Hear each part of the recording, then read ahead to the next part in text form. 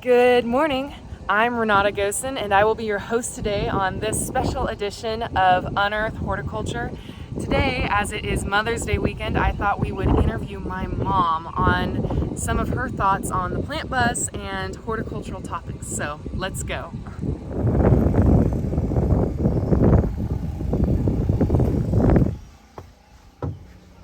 Good morning. Good morning. All right, I am here with my mom. Can you tell us your name? Christine Gosen. And I'm going to try not to hit you in the face with this cat. I know, I was feeling threatened, Renata. Okay, so first question on this plant bus at this moment, what is your favorite plant? Well, I think my favorite plant is always the bromeliad. The bromeliad? Yes. Let's take a closer look, shall we? Yeah. All right. Well, I like the bromeliad, especially this Zoe bromeliad because it changes color with the sun. The amount of sunlight you give it. I have one at home that is really brilliant because it sits on the south end of my sun porch. And I like plants that change on my sun porch because they're interesting. My second favorite plant is the string of pearls. You know, don't know how many times I mixed that up. We can call it mother of pearls for the weekend. Yes, because it's Mother's Day. So the string of pearls is my second favorite just because it's a succulent. I haven't always been very successful with succulents, but I also have one of these on my sun porch, and it's glorious hanging from out of my vintage hanging pot, Roseville pot, and I really love it. So those are my two favorite house plants on the bus.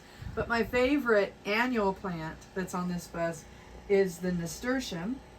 None of these are blooming yet, but that's a good thing because then whoever purchases these is going to experience that first bloom coming out. I really like these Dwarf Rosebud variety, or baby rose. I was thinking it was Rosebud.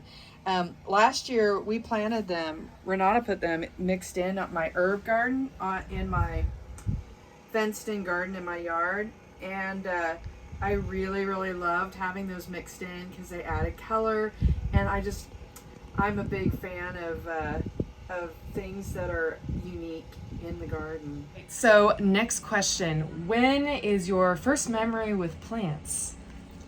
Well, my great aunts, Nettie and Liz, lived in Mound Ridge.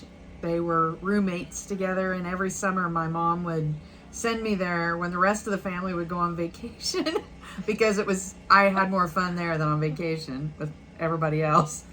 And they would spoil me, and they had a community garden area in Mound Ridge where each household had a different plot.